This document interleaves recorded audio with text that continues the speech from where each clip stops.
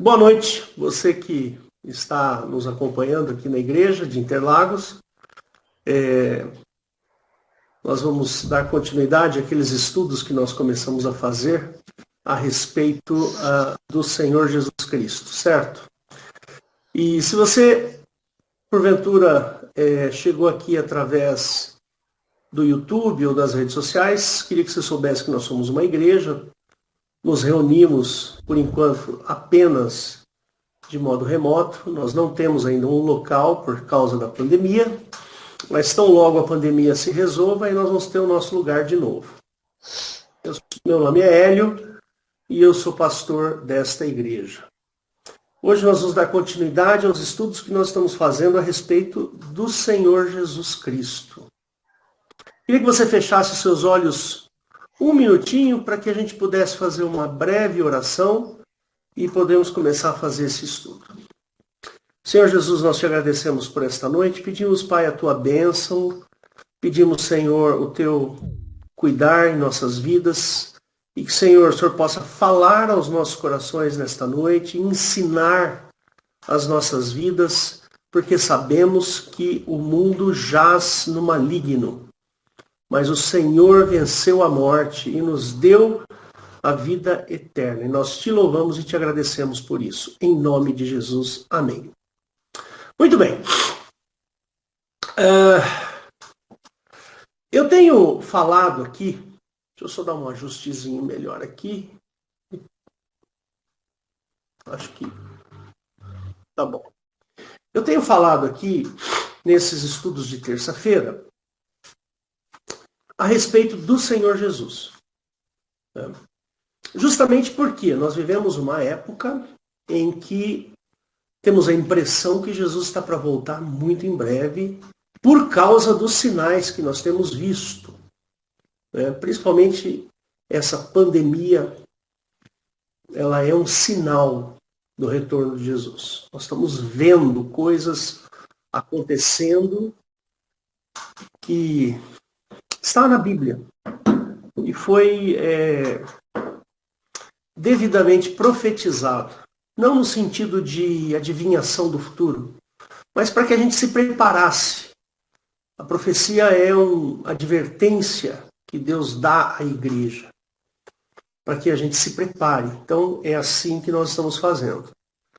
Eu tenho falado aqui que lá em Apocalipse capítulo 13, tem um versículo lá interessante que ele fala de engano. E eu tenho me apegado a essa palavra engano. E eu tenho constantemente falado para a igreja que só é enganado quem não sabe a respeito daquele assunto. E eu já tenho falado isso diversas vezes. Então, para não sermos enganados, nós precisamos conhecer o Senhor Jesus. Entender. Por isso que nós já estamos na 7ª aula a respeito do Senhor Jesus, nessa escola. Então, se você ainda não assistiu às outras, eu sugiro que você o faça. Pega um caderno de anotações e vá aprender e vá entender quem é o Senhor Jesus. Para que no dia que o anticristo surgir, você não seja enganado. Tá ok? Então faça isso. Eu tenho usado como base um livro que é Conhecendo as Doutrinas da Bíblia. Eu só estou usando ele como base. Ele é muito bom, mas tenho algumas divergências em relação à doutrina. Como eu não sou teólogo, eu estou utilizando esse livro teológico e fazendo essas aulas, tá certo? Então, o prólogo do primeiro estudo que eu fiz dizia o seguinte: quem é Jesus Cristo? Quem é esse personagem na história? Ele é um fato, ele é um personagem que realmente existiu. Por quê? Porque lá, desde o século I, o século II depois de Cristo, muitos historiadores fizeram relatos, um deles eu cito aqui é o Flávio Josefo. Flávio Josefo, ele é exatamente dessa época. Ele Ele surgiu logo depois do início da igreja, lá pelo ano 38, 40, 50 depois de Cristo. Ou seja, era contemporâneo de Paulo, né? E a pergunta é essa: quem é Jesus? Então, muita gente tem feito essa pergunta ao longo desses 2000 anos, né? O próprio Jesus fez essa pergunta para os discípulos: quem vocês acham que é o Filho do Homem? Está lá em Mateus 16:16. Muitos tentam responder essa pergunta, né? Mas o melhor lugar para a gente saber essas respostas está na nossa Bíblia, que é o nosso manual de fé. É lá que nós encontramos, né, toda a doutrina cristã e também os fatos históricos, né? Por quê? Porque o Novo Testamento ele foi escrito por pessoas que presenciaram os fatos. Então, a Bíblia, além dela ser um manual de fé, ela também é um relato histórico, né? Alguém poderia falar assim, sim, mas alguém foi lá e escreveu toda essa história e enganou um monte de gente. Pode. Alguém pode falar isso mesmo. Mas por que uma teoria tão fundamental com relação ao amor de Deus para conosco seria baseado numa mentira? Qual seria a intenção deste escritor em escrever mentiras? É meio suspeito esse pensamento. É meio esquisito. Por que alguém faria isso? Por que alguém enganaria as pessoas? Eu não acredito nessa teoria. Eu acredito que realmente aconteceram os fatos, ocorreram. O Senhor Jesus realmente aconteceu, ele realmente esteve lá naquele momento. Ele falou para aquelas pessoas, ele falou a respeito de si mesmo, ele falou a respeito de um Deus que amava. Então, por que basear isso em mentiras? Não faz sentido, não é? E os historiadores, por que os historiadores iriam escrever sobre o evento? Fica meio esquisito, não é? Então, é um fato, eu creio nisso, eu entendo que é um fato, a existência do Senhor Jesus, né? Então vamos lá. A expressão filho do homem, ela é... Essa é minha filha que acabou de chegar, tá bom? A expressão filho do homem, ela é uma expressão importante dentro da Bíblia, né? Principalmente no Novo Testamento. O que significa filho do homem? Significa nascido do homem, né? Ou que veio do homem, né? E Jesus recebe, aliás, ele se auto-intitula. E eu tenho um estudo aí que fala sobre isso. Depois você procura lá. É um desses 7 aí. Por que Jesus se intitula Filho do Homem? Tem um significado maravilhoso. Maravilhoso. Se você ver o estudo que eu fiz aí, você vai ver como é bacana o fato de Jesus se intitular Filho do Homem. Ele também recebe o título de Filho de Deus, ou seja, nascido de Deus, né? Então, esses títulos revelam a natureza de Cristo, né? E tem um detalhe também: Jesus, ele nunca é chamado de um filho de Deus, né? Um filho, ele é chamado de o Filho de Deus. Jesus, ele não deixa dúvidas com relação a isso, né? Quando ele fala do Pai, ele fala de uma maneira muito interessante. Se você ler lá o Evangelho de João, você vai perceber como Jesus tem um relacionamento interessante com o Pai. Você percebe? Jesus se relaciona com o Pai de uma maneira única. Não existe na história da humanidade, ou de qualquer religião, esse relacionamento que Jesus tem com o Pai. é de uma maneira única. Você vai ver lá Jesus falando assim, eu e o Pai somos um. Tudo que eu faço, meu Pai faz igual. Tudo que o Pai faz, eu faço igual. Né? Eu e o Pai somos um. Essas afirmações são tremendas. Você não vê isso em outro lugar. Né?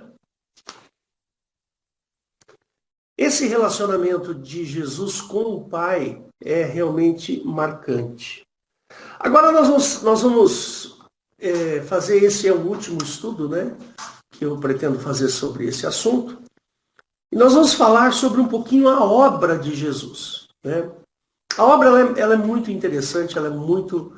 Daria para a gente discutir aqui muitas coisas, mas eu quero focar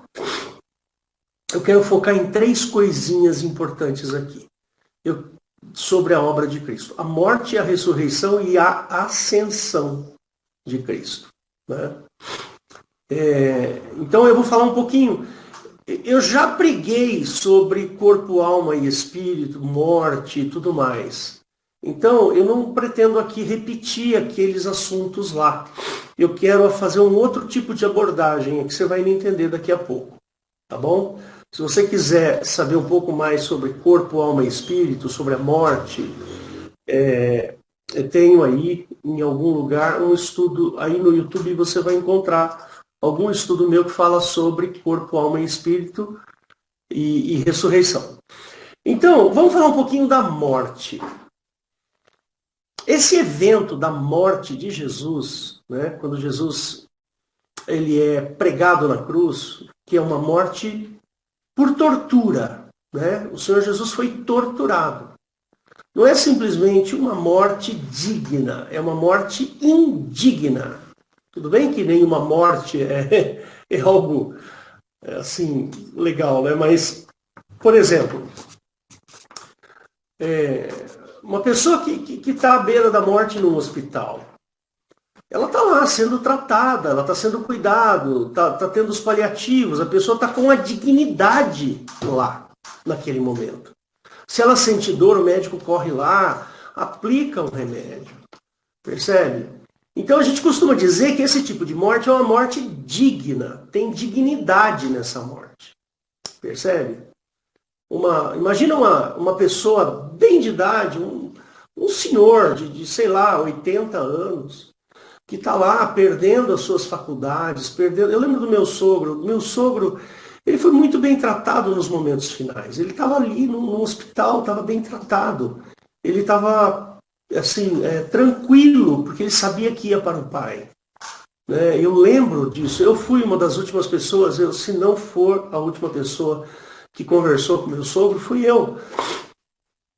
E eu fiz uma oração com ele, e ele, acho que ele entendeu naquele momento. E ele estava super bem tratado.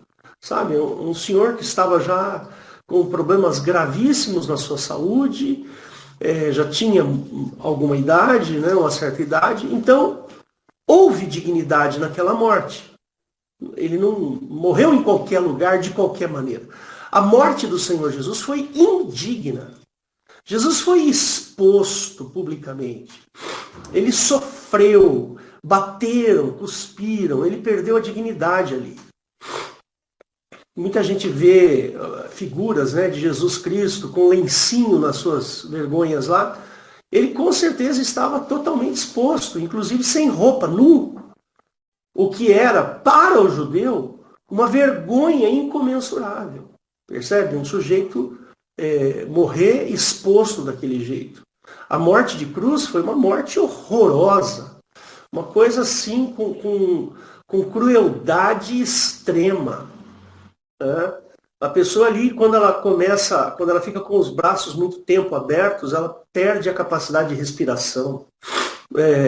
Furaram as suas mãos ou o punho e os pés, então o sangue ia saindo, ia entrando ar pela mão, né? E o sangue ia escorrendo pelos pés. Ou seja, houve muita dor e sofrimento naquele momento. Percebe? Então, a gente costuma dizer que o evento e a doutrina mais importante do cristianismo se dá na seguinte frase: ele morreu pelos nossos pecados. 1 Coríntios capítulo 15, verso 3. Aliás, eu sugiro que você leia capítulo 15 todo de 1 Coríntios, que ali fala muito sobre ressurreição, que vai ser o próximo assunto aqui, daqui a pouco. A palavra morte, né, ou melhor, o evento da morte, né, a morte, ela é o evento. E morrer pelos pecados é a doutrina. Então a gente costuma dizer que Jesus cumpriu uma morte expiatória. Não é expiar é expiar com X. Essa palavra expiar com X, ela significa pagamento. Percebe? Então, por isso que a gente costuma dizer do bode expiatório. É aquele bode que morre para fazer-se o pagamento de alguma coisa. Tem essa conotação a palavra expiar, mas o expiar com X, tá bom? Então, a morte de Cristo, ela é expiatória. E esta morte expiatória é que reside praticamente toda a doutrina do cristianismo. O cristianismo, ele persiste, ele perdura por causa disto. A existência do cristianismo, ela só acontece porque Jesus morreu expiando os pecados, ou seja, pagando os pecados da humanidade. Percebe? Essa é a razão. É por isso que eu falei no culto de domingo. Eu falei, vocês têm que participar desses estudos. Porque aqui a gente vai ver conceitos importantíssimos a respeito do Senhor Jesus. Percebe? Muito bem. A gente precisa entender que morte é o evento mais temido do ser humano. Ninguém quer morrer. Né? Ninguém. Então, e outra, ela tem significados horríveis, horríveis. A morte, ela é horrível. A pessoa, ou ela morre porque está doente, está doendo, ou ela morre por causa de um acidente, ou ela morre por velhice. Percebe? Todo mundo sabe que a velhice é uma coisa dolorida, dói. Percebe? Você vai chegando numa certa idade, o corpo começa a não responder mais. Eu fui hoje numa farmácia para comprar algumas coisas que eu estava precisando, e quando eu cheguei lá, tinha um senhor que eu conhecia. Ele não me reconheceu, por causa provavelmente da idade dele. Mas eu conhecia. Aquele senhor, ele estava assim, com essa parte do braço aqui, toda machucada, porque ele caiu. Percebe? E estava assim, tinha rasgos, tinha cascas de feridas, e o braço estava todo roxo aqui. E você olha, eu olhei assim para ele, eu vi aquela pele fina. Sabe a pele fina de uma pessoa mais velha, que já não oxigena muito bem? Percebe? Isso é velhice. Ninguém quer ficar velho. Percebe? O único que quer ficar velho é o adolescente, né? O adolescente quer ficar velho para chegar logo e poder fazer as coisas que os adultos fazem. É só isso. Agora, nós que já temos uma certa idade, e se eu pudesse voltar no tempo? Se eu pudesse... Não existe isso, é horrível. Né? Se você quiser leia lá em Provérbios, ele fala um pouquinho sobre a vaidade da vida. Né? Em Provérbios, eu falei Eclesiastes, né? Provérbios ele fala sobre a vaidade da vida. Né? Então, a gente pode dizer que a morte tem significados doloridos, pois quem morre sofre, e quem fica sofre também. Percebe? A morte é só sofrimento, mais nada. Desculpa falar desse jeito, é ruim até, mas eu preciso ensinar isso para vocês. Né? A morte foi criada, olha só que interessante, por causa do pecado. como consequência da desobediência a Deus. Isso está lá em Gênesis 2, capítulo 2, versos 16 e 17. Eu vou abrir aqui para vocês, tá? Só um segundinho que eu vou abrir aqui. Gênesis... Pera só um minuto, hein? Que eu sou meio lerdo aqui nesse negócio. Agora sim. Agora vocês estão vendo aí, certo? Então, deixa eu aumentar a letrinha aqui. Pronto. Então, vamos lá. Em Gênesis, capítulo 2, versos 16 e 17. Então, ele fala assim, olha.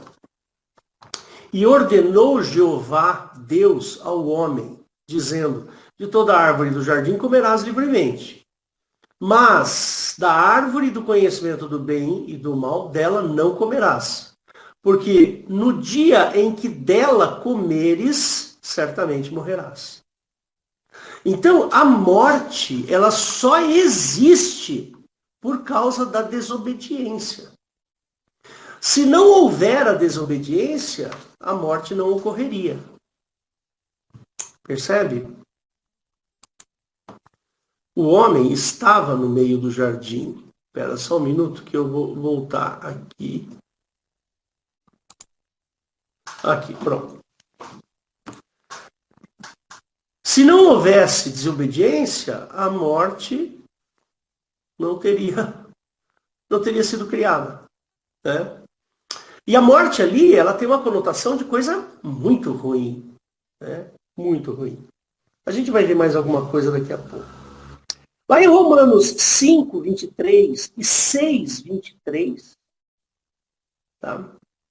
A gente percebe claramente que a morte tem a ver com pecado. Vamos abrir lá? Vou lá para mostrar para vocês. Vamos lá. Isso aqui é uma aventura, viu? Vamos lá. Vamos partilhar. Romanos. Aqui, Romanos. Vamos lá eu falei 5:23, né? Eu acho que é isso mesmo. Deixa eu ver. Com certeza aqui. Não, é 4:23. Eu anotei errado, hein? É isso aí. 4:23, ele fala assim. 26. Então, espera um pouquinho, só que eu fiz alguma confusão aqui.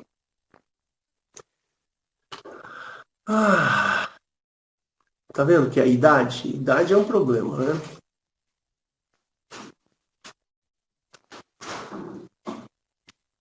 Não, vamos lá no 6. No 6. O outro versículo eu perdi. O 6. Ele fala assim, porque o salário do pecado é a morte. A morte só existe por causa do pecado. A recompensa do pecado, o salário do pecado é a morte. Percebe? Deixa eu ver se eu acho outro versículo aqui que eu queria mostrar muito para você. Deixa eu pegar minha Bíblia de papel. Em papel eu me sinto melhor, né? Só um segundinho. Romanos, eu já vos falo. Achei. 3:23. Falei que tinha errado. 3:23. Vamos lá no 3:23. Ele diz assim, porque todos pecaram e destituídos estão da glória de Deus. Todos pecaram. E aí a recompensa é ficar sem Deus. E ficar sem Deus é a mesma coisa que morte. Mas muito bem, vamos continuar. Então, a desgraça, ela foi criada para nós. Ela foi criada por Jeová. Para aquele que não cumpre a lei. Deu para entender? A morte, ela foi criada. Ela não era para existir. Tá certo? E eu vou mostrar isso para vocês. Em Levítico 26, 14 a 16, ó. Vamos ver como é que é a questão da morte. Levítico 26, 14 a 16. Então ele fala assim: e se rejeitardes os meus estatutos, e a vossa alma se enfadar dos meus juízos, não cumprindo todos os meus mandamentos, para invalidar a minha aliança, então eu também vos farei isto. Ó a desgraça aqui, ó. Ó a desgraça sendo criada. Porei sobre vós terror, a tísica, a febre. Tísica é tosse, aquela doença que dá, sei lá, uma doença que dá no pulmão. A febre ardente, que consumam os olhos e atormentem a alma. E semeareis em vão a vossa semente, pois os vossos inimigos a comerão. Olha a desgraça sendo criada aqui. E porei a minha face contra vós, e sereis feridos diante de vossos inimigos, e os que vos odeiam de vós se assenhorearão, e fugireis sem ninguém vos perseguir. Então tá aí. Essa é a recompensa, é a desgraça, é a morte. Agora, Jesus e o Pai, né? E aqui a gente precisa deixar bem claro que nós fazemos essa distinção mesmo. O Pai é uma pessoa, Jeová é outra, né? Não sei se você percebeu quando eu li agora há pouco para vocês, estava escrito Senhor e eu li Jeová. Por quê? Porque a palavra Senhor, quando ela está escrita, quer ver? Vamos voltar lá em Gênesis, só para deixar claro para vocês aqui, ó. Quando a palavra Senhor está escrita desta forma, o significado desta palavra aqui é Jeová. E disse Jeová Deus. Tá? Se você for olhar no hebraico, ó, aqui eu tenho uma Bíblia em hebraico aqui, ó, e talvez só quem vai conseguir enxergar é depois da gravação, tá? Ele vai dizer assim, ó, Senhor, a palavra Senhor tem esse número aqui é um número Strongs. Strongs é um dicionário que foi criado por um sujeito. E ele numerou todas as palavras. Então a palavra Senhor faz referência a essa daqui, que significa Yehová, ou Jeová. Tá certo? E a palavra Deus, Elohim, que são deuses. A palavra Elohim é o plural de Eloi, ou Eloi, né? Tá certo? Elohim, essa terminação IM no hebraico é plural. Então, ó lá, disse mais Jeová deuses. É muito estranho isso, né? E aí a gente faz essa distinção, sim, nós fazemos essa distinção. O Pai, lá no Novo Testamento, tem outra característica. Tá? Tem outra característica aqui. E Jesus e o Pai, eles planejaram, né, uma outra sorte para o homem. Eles planejaram outra coisa para o ser humano. Tá? Não foi a morte. Jesus planejou a vida para o homem. Tá? A morte, ela existe para aqueles que pecaram. Né? E essa é a grande beleza do cristianismo. Tanto é que nos é prometida uma ressurreição. Tanto é que o apóstolo Paulo, nas suas cartas, ele trata a morte como sono. Por quê? Porque o inferno, eu já falei isso aqui na igreja diversas vezes, né? É importante a gente entender que para você entrar no inferno, para você morrer, para você ir para a morte, porque a palavra morte e inferno, elas são quase a mesma coisa. Para você entrar no inferno, você precisa de um passaporte. Nesse passaporte tem que estar escrito assim, Hélio é um pecador, cometeu os seguintes pecados. Aí ele pode entrar no inferno. Por isso que Jesus teve que ressuscitar. O inferno não conseguiu receber Jesus. Por quê? Porque ele não tinha pecado. E só pode entrar no inferno quem tem pecado. Então ele seria um estranho no ninho, né? Ali naquele lugar. Ele não podia entrar no inferno. Jesus não podia morrer. Ele não tem pecado. E por que ele morreu? Percebe? Muito bem. Continuando aqui, né? Jesus tinha um outro plano. Quer ver que interessante qual é o plano de Jesus, o plano do Pai e de Jesus para o homem? Eu vou mostrar aqui para você. Que é muito legal. É muito jóia isso. Está lá em Lucas, capítulo 9. Vamos lá, capítulo 9. Anota isso, viu? Eu sugeriria que você anotasse, porque é muito interessante. Versos de 51 a 56. Né? Ele fala assim, quer ver? Ele fala assim: E aconteceu que, completando os dias para a sua assunção, manifestou o firme propósito de ir para Jerusalém, e mandou mensageiros adiante de si, e indo, eles entraram em uma aldeia de samaritanos para lhes preparar para a pousada. Mas não o receberam, pois o seu aspecto era como de quem ia a Jerusalém. Ou seja, eles estavam paramentados, né? E os seus discípulos Tiago e João, vendo isso, disseram: Senhor, queres que digamos que desça fogo dos céus e os consuma, como Elias também fez? Voltando-se, porém, repreendeu-os e disse: Vós não sabeis de que espírito sois, porque o Filho do Homem não veio para destruir as almas dos homens, mas para salvá-las. Esse é o plano de Cristo. Percebe? Jesus ele não revidou como Jeová faria lá. Lá Jeová revidaria caso não se cumprissem os seus estatutos. Vai lá depois, lê de novo.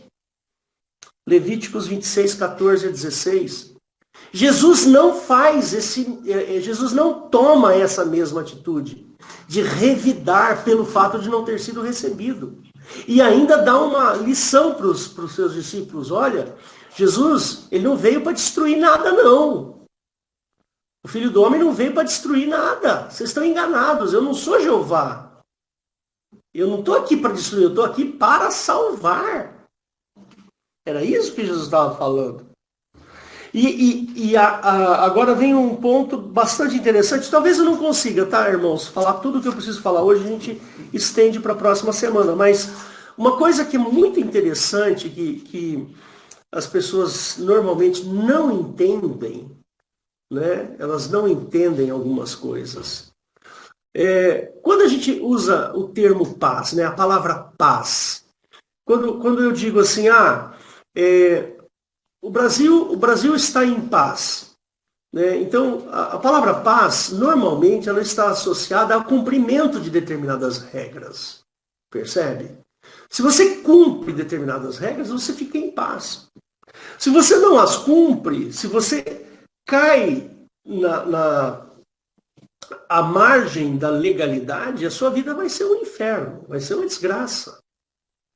Por isso que Melquisedeque, né, Melquisedeque lá no Velho Testamento, ele era considerado Deus de paz. Deus não, desculpa, rei de paz.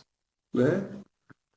Então, o que as pessoas não entendem é o seguinte: Jesus, ele é a nossa paz, mas não por causa da lei, mas por causa do livramento nosso da morte. Lá no Velho Testamento, o cumprimento da lei gerava paz. Esse é outro conceito. Percebe? E a legalidade, ela deveria gerar paz. A legalidade do Velho Testamento. Ela deveria ser alguma coisa de paz. Mas ela acabou se levantando como um muro. Não é? Está lá em Efésios 2,14. Ela é um muro de separação. Por quê? Porque a lei proposta no Velho Testamento, ela é impossível de ser cumprida. Só uma pessoa conseguiu cumprir. Percebe? E essa pessoa é Jesus. Ele cumpriu a lei. E aquilo que deveria ser A paz gerou a morte, e a morte de cruz de Cristo. Ou seja, Jesus deveria estar em paz. Tá certo? Por quê? Porque ele cumpriu a lei, mas não. Aquela lei inútil, fraca, com fraqueza, ela produziu a morte de Cristo. Não é? E todos vocês sabem que o homem não tem essa capacidade, né, de fazer com que o Pai se una ao homem. Eu não consigo me unir ao Pai. Por quê? Porque o pecado faz o favor de me distanciar, né? Ele faz ele opera esse distanciamento, né? Só um teve capacidade de destruir, derrubar o muro que separava. Né? Dá uma olhadinha lá em Efésios 2,14 que você vai ver. Jesus, ó, vou mostrar aqui para você. Efésios 2,14. Ó, presta atenção. Ele fala assim, ó, porque ele é a nossa paz, né? O qual de ambos os povos fez um derrubando o quê? A parede de separação que estava no meio. Na sua carne desfez a inimizade. Isto é, qual é a inimizade? É a lei, ó. A lei dos mandamentos, que consistia em ordenanças para criar em si mesmo dos dois um novo homem fazendo a paz. Então, a lei deveria fazer a paz, mas ela não fez. Percebe? Ela fez o quê? Ela fez uma parede de separação. A lei promoveu a separação do homem a Deus e não a junção do homem a Deus. Aí vem o segundo fato mais importante, que é a ressurreição. A ressurreição de Cristo, deixa eu fechar aqui para você me ver. A ressurreição de Cristo é um evento importantíssimo. Ah, mas como é que você prova que Jesus realmente ressuscitou? Pelos relatos, é a única maneira que a gente tem de provar cientificamente ou fisicamente. Ou então você crê pela fé. Né? A gente sabe que a morte é um fato terrível, pois é através da morte que você chega no inferno. Né? Sem dizer que a gente enfrenta ali, né? Para você passar pela morte, você vai passar pela doença, ou pelo acidente, ou pela velhice, não importa. Então, são todos os eventos de origem maligna. A morte ela é do diabo. Ninguém deveria morrer. Não é? Ela é do diabo. A gente deve considerar que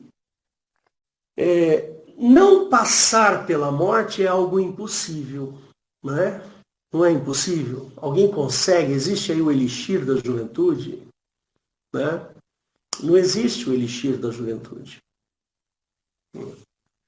Eu sempre digo que o maior inimigo do homem é o tempo. Né? O tempo é que nos aproxima da morte. É o tempo que nos faz chegar até a morte. Eu só envelheço porque o tempo passa.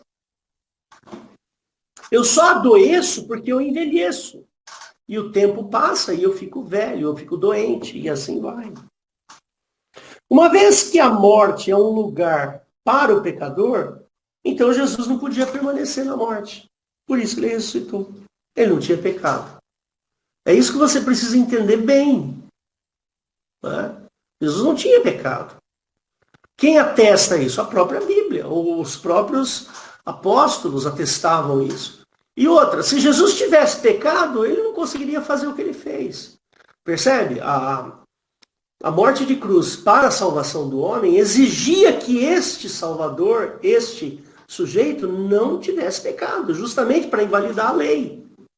Não sei se você lembra, quando Jesus está para morrer, ele trava dois diálogos lá na cruz. Né? Um, ele fala para Jeová, e fala assim, Deus meu, por que me desamparaste? Ou seja, Jeová, eu cumpri toda a lei e você me largou aqui para morrer. Né? Aí depois Jesus se vira e fala, Pai, a ti entrego o meu espírito. Ele trava dois diálogos lá. As pessoas não percebem isso. Jesus, naquele momento, ele estava falando, Jeová, a sua lei é inútil. Aqui eu sou a prova de que a sua lei é inútil. Percebe? Eu sou a prova de que a sua lei é fraca. Eu sou a prova de que o que você faz é só maldade. Mas eu e o Pai, eu e o Pai, nós queremos salvar o homem. Então, Jeová, a partir de hoje, por causa deste evento, daqui da minha morte, a tua lei perde todo o efeito. Por isso que Jesus fala lá no começo de João, ele fala assim, olha, todos quanto receberam, deu-lhes o poder de serem feitos filhos de Deus. Tá certo? Aqueles que creem no seu nome. Aí depois, mais para frente, ele fala assim que ele ia nos dar a herança. Ele nos dá uma herança. Muito bem. A luta de Cristo era justamente tornar a morte ineficaz, pois o passaporte para ela é o pecado. Você só pode entrar na morte se você tiver pecado. E Cristo nos dá o poder de contornar a morte. Esse é o detalhe interessante. Quando você crê em Cristo, quando você se batiza, aceita o sacrifício de Cristo, você contorna a morte. Tanto é que os escritores lá do Novo Testamento, eles consideram a morte um sono. Né? E Jesus nos promete ressurreição. Por isso que há essa diferença entre ressurreição e reencarnação. Reencarnação não cabe aqui. Né? Percebe? Não faz sentido reencarnação nesse contexto que eu estou explicando para vocês. Né? Então nós precisamos ter esse entendimento. Né? A morte só existe para quem peca. Para quem não peca, não existe morte. No nosso caso, que somos pecadores, porém, nós aceitamos a obra de Cristo, aceitamos o sacrifício de Cristo, ele, Cristo, nos dá o poder de contornar a morte, enganar a morte. E aí, quando nós ressuscitarmos com Cristo, nós vamos para a vida com Deus, para a vida eterna. Percebe? Ao passo que aqueles que não aceitaram a Cristo, infelizmente, não vão para o Pai. Né? Quanto à morte de Cristo, diz que foi um fato histórico, e foi testemunhado e relatado até mesmo por Flávio Joséfo no ano 38 depois de Cristo. E a ressurreição é um fato que foi mais testemunhado. Perdão, a ressurreição é outro fato que foi testemunhado. Se você ler ali no finalzinho dos evangelhos, você vai ver que Jesus, principalmente João, leia lá os últimos capítulos de João, você vai perceber que Jesus aparece. Né? Aparece para os discípulos, aparece para aqueles dois que estavam indo no caminho de Emaús, e assim vai. Né? Então, a ressurreição, ela foi testemunhada. Jesus foi visto, ele andou entre os apóstolos por algum tempo. E este é o maior de todos os milagres. Não tem milagre maior do que esse. Não é? Que poder, que evento físico, químico poderia acontecer no corpo de um sujeito para que ele escapasse da deterioração natural? Percebe? Jesus, quando morreu, ele foi para um túmulo. E lá, quando a pessoa é colocada num túmulo, espera-se que o corpo deteriore, apodreça, né? Vocês já sabem disso. Mas o corpo de Jesus não. Que força física e química tem nesta ideia, nesta doutrina de parar todos os efeitos físico-químicos dentro de um corpo? Percebe? É interessante, é de se pensar, né? É de se pensar. Muito bem. E esse é o maior de todos os milagres. Todo o cristianismo está baseado neste fato. né, no fato de Jesus ter sido morto e ressuscitado. E o terceiro fato é ascendido.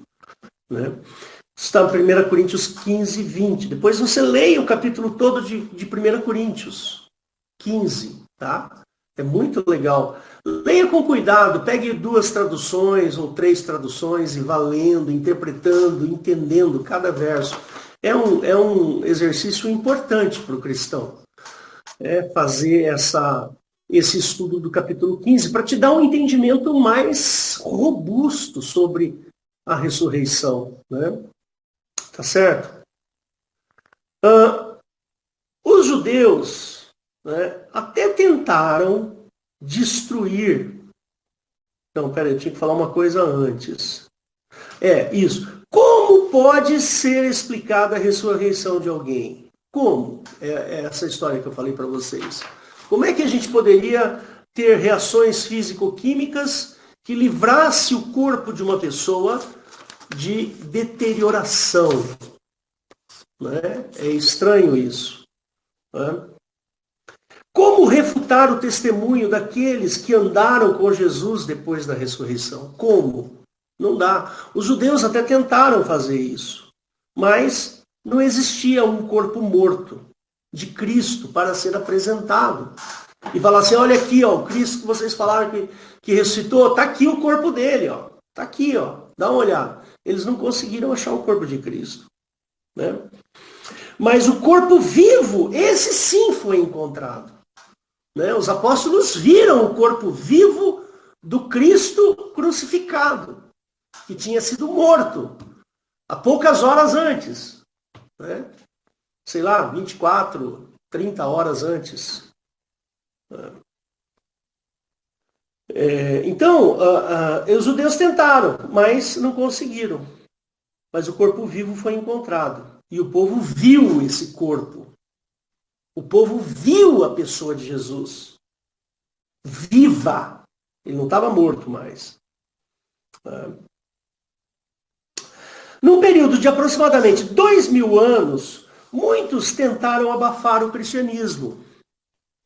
Mas o evento histórico foi tão marcante que não foi possível suprimi-lo. Ninguém conseguiu suprimir esse evento histórico. O evento da ressurreição de Cristo, que dá ao homem a oportunidade de deixar a escravidão da carne, deixar o pecado e participar da herança de Cristo. Nós somos herdeiros e co-herdeiros com Cristo. A ressurreição de Cristo, ela constitui a prova e a certeza de que imortalidade existe. Eu posso alcançar a imortalidade. Porque a mortalidade, ela existe para aqueles que pecam. A imortalidade para aqueles que não pecam. Ora, se eu tenho culpas de pecados e o Senhor Jesus as paga para mim, então minha conta está zerada. Esse é o raciocínio. A ressurreição de Cristo é a prova da imortalidade. Leiam depois 1 Tessalonicenses 4,14, 2 Coríntios 4... Ixi, acho que eu anotei errado, hein? Deixa eu ver. Espera aí. Só um segundinho. Deixa eu dar uma olhadinha aqui se eu anotei errado.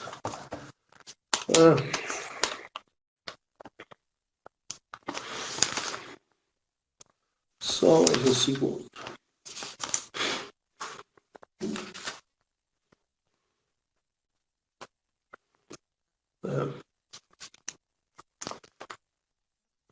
Tá certo. Não anotei errado, não. Tá certinho. Então, vou repetir aqui para você. 1 Tessalonicenses 4,14, 2 Coríntios 4,14 e João 14,19. Aí você vai ter a certeza da imortalidade ali. Sobre a forma, né, da ressurreição. Essa forma. Como é que vai ser o formato dessa ressurreição? Eu não vou discutir aqui com vocês, porque a gente já estudou bastante sobre esse assunto. Mas eu garanto para você que a forma como nós vamos ressuscitar é igual à forma que Jesus ressuscitou. O jeitinho que Jesus ressuscitou foi como? Foi daquele lá, que a gente conhece pelo Evangelho. Assim será a nossa ressurreição. Tá bom? Leia 1 Coríntios 15, lá você vai ter bastante informação. Eu estou com o tempo acabando, mas eu vou acelerar aqui, tá? Para a gente poder esgotar todo esse assunto hoje. Então, a primeira foi a morte, a segunda a ressurreição, agora eu vou falar da ascensão de Cristo. A ascensão de Cristo, quando Jesus sobe e vai para o Pai, isso tem um significado importantíssimo para a gente. Tá? Não é uma coisinha, um eventozinho simples, não. Ela define muita coisa na vida do cristão, define muita coisa na doutrina cristã. Então, a ascensão, ela nos ensina que Jesus, ele foi feito para esse propósito, nos salvar. Jesus é para nós. Ele não é para ele mesmo. Não é para ninguém mais. Jesus, ele é para a gente. Ele foi naquela cruz para a gente não ter que ir, para nós não termos que ir. Essa é a questão toda. Então, a ascensão, ela nos ensina algumas coisas. Então, vamos lá. Primeiro, leia depois em Atos 1, 9, você vai ver que Jesus mostra que ele é celestial. Então, aqui eu vou colocar, não sei quanto, 1, 2, 3, 4, 5, 6, 7, 8, 9, 10, 11, 12 pontos.